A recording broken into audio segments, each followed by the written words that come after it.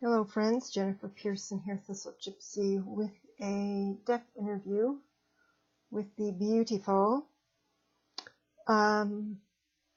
Enchanted Forest Tarot. Well, it's just called the Enchanted Forest.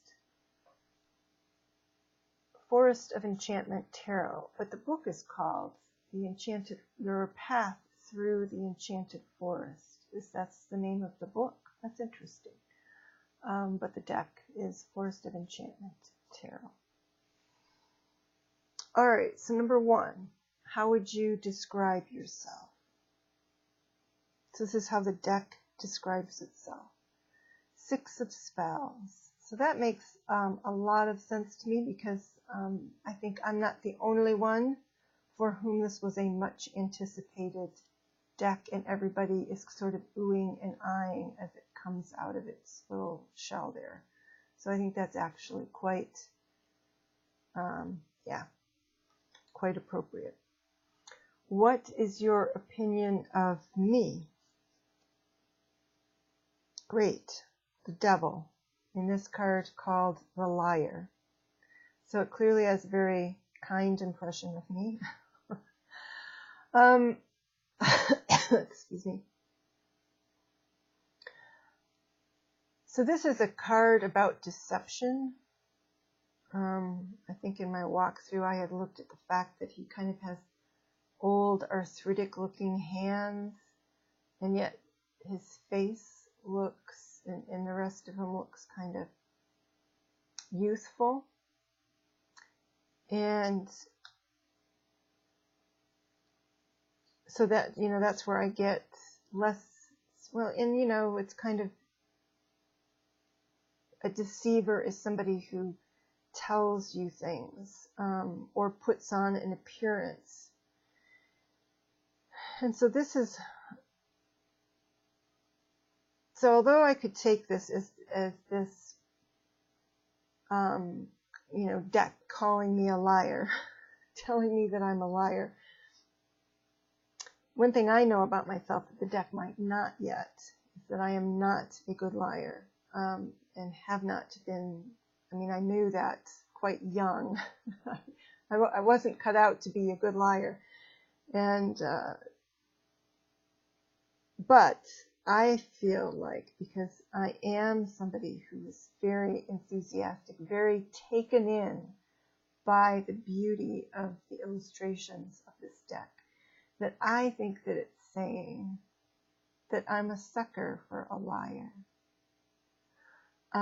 or that it perceives me as somebody who just sees the beauty or attractiveness without looking beneath to see how deep it is, or in the case of his, again, the impression I get from his hands, maybe the ancientness of it, the ancientness, sorry about all the glare, the ancientness behind the appearance. So it's, slightly troubling, but at the same time is making me think about how I'm perceiving the deck, and that maybe I need to perceive the deck in a different way. Especially, again, you ooh and you ah about the cute little dragon and it's come out of the shell, but that thing has power. So, it is a dragon. I don't care how new it is. Generally, they're perceived as having ancient memories straight out of the shell. So maybe that's what it's trying to communicate here. It's more than a pretty face, but I'm a sucker for a pretty face. Number 3, what is one thing you ask of me? So this is what the deck is asking of me. 3 of Spells. So this is interesting. So to me, this is this would be like sending energy out into the world. And in regards to the deck, it's an interesting request.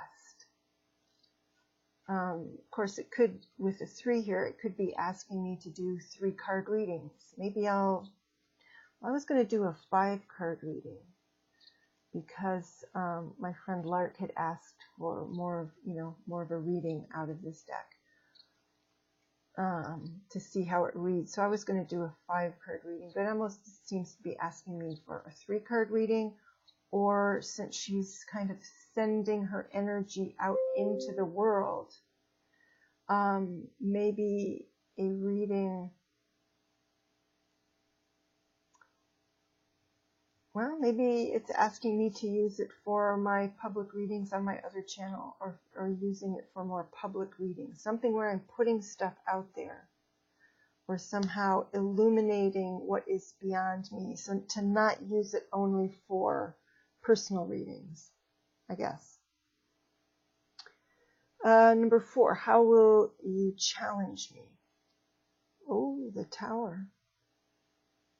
The Folly.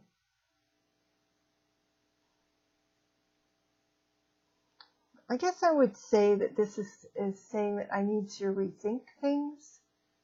To not, looks like the whole suit of spells is really quite different to me than the suit of wands within the depictions.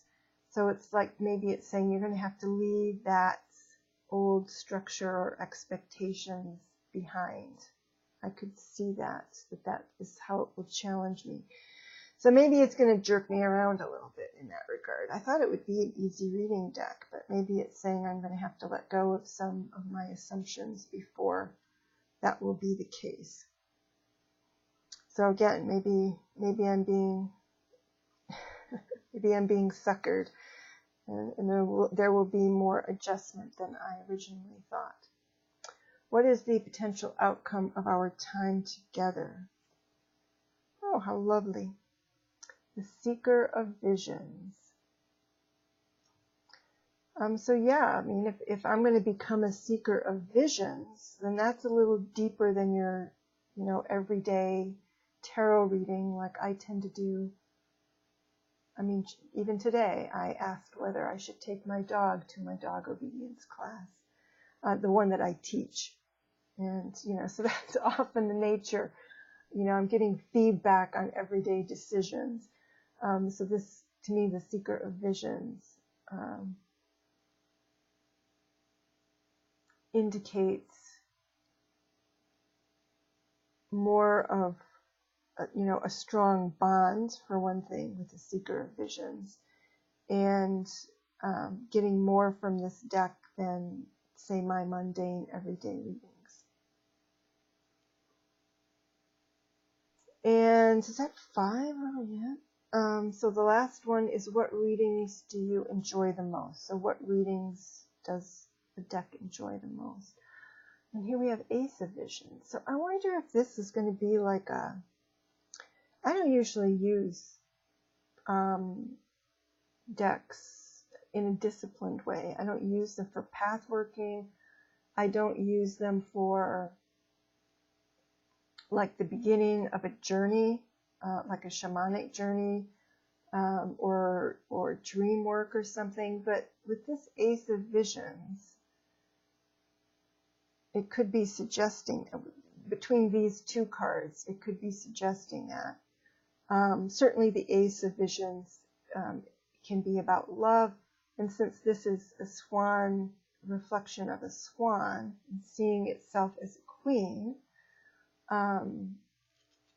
it could be that this is a great self-love deck. That its favorite thing to do is to help people see themselves in a new light, or their lives in a new light. So groovy. Beautiful. So I'm going to extend this to, I'm going to do a 5 cards. I did this for another deck. I think it was the Oracle of Mystical Moments or something. My 5 cards, Chinese System of Elements spread, which is the same spread that I used. So these cards kind of take a bend pretty easily, so there will have to be a lot of this, of bending back. So yes, I used that 5-card Chinese System of Elements spread when I was going through some decks, trying to decide, do they stay or do they go? What kind of a reading they gave for that. So that's what I'll do here.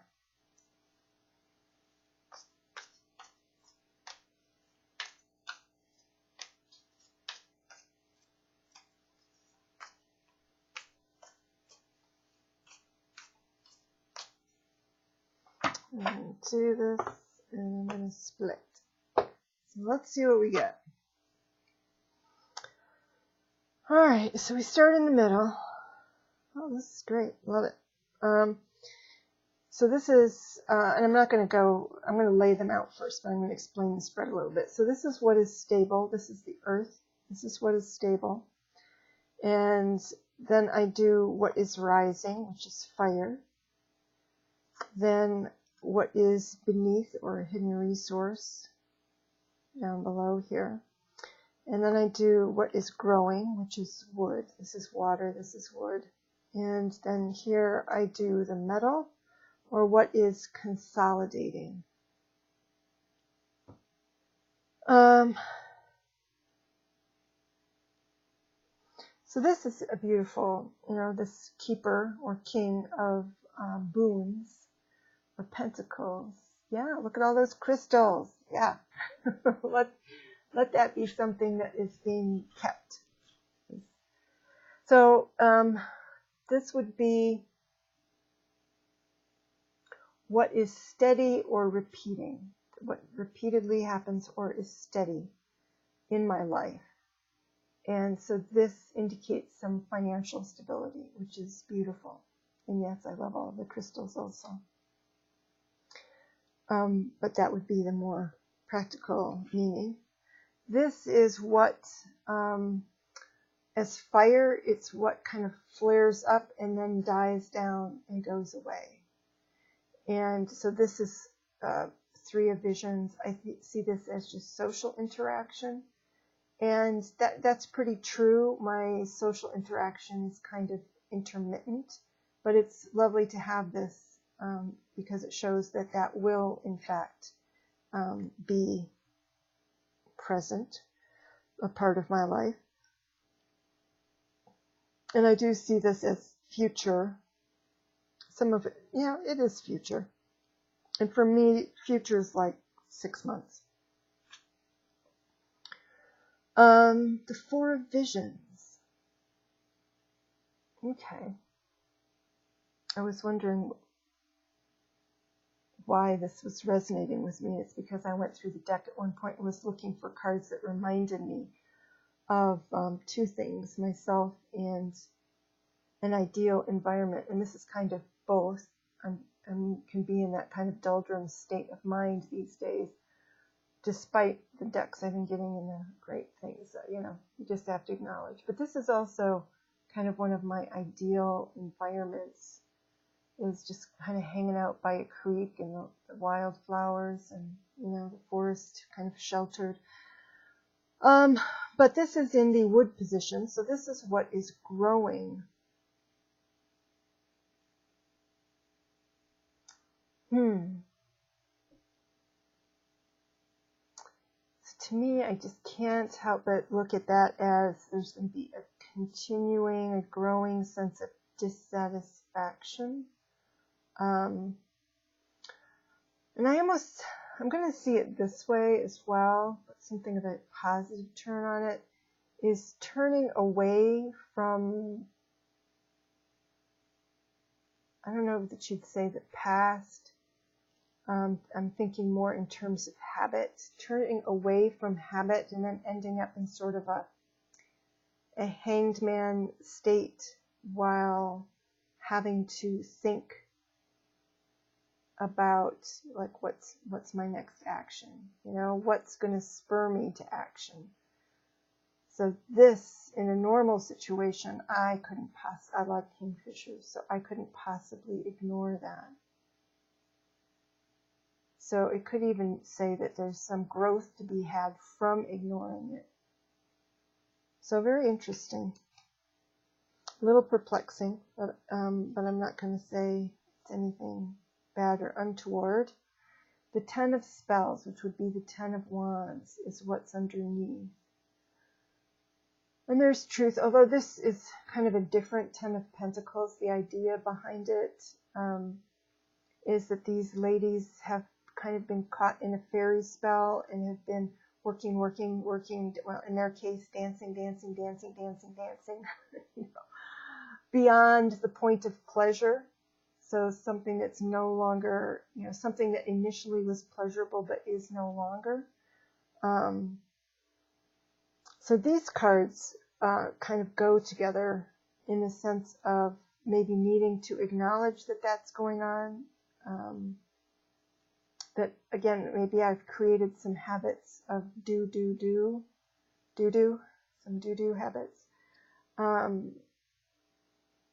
And so I need to spend more time just sitting there, being bored, waiting for kingfishers to dive, to get my attention.